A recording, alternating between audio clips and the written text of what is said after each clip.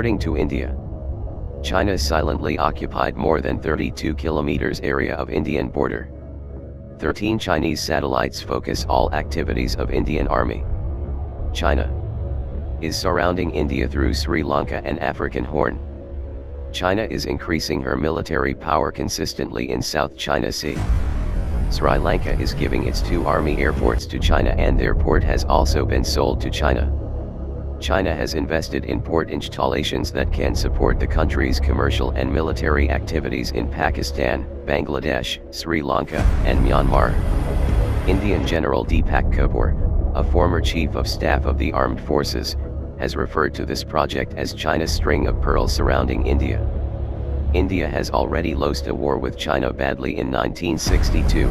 The People's Liberation Army, PLA, launched an attack on all fronts simultaneously, encircling India in its trap when our leadership was sitting in Delhi discussing unyielding policies.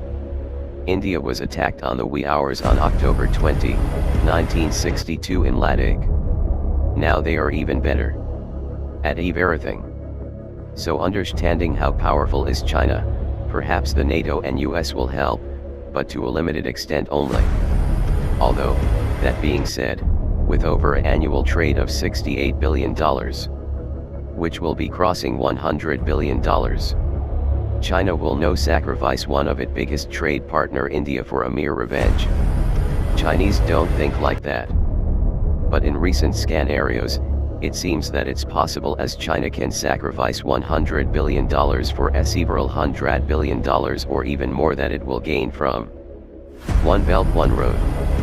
On the other hand, US newspaper, The National Interest says, the Indo-Pacific does not need to be a zero-sum game.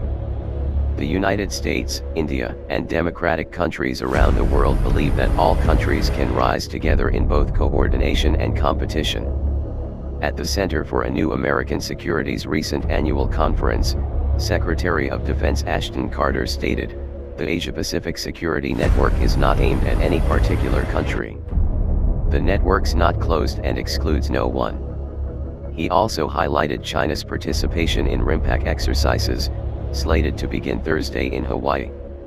The United States should continue extending such invitations, and conducting military exchanges and dialogues with countries across the region.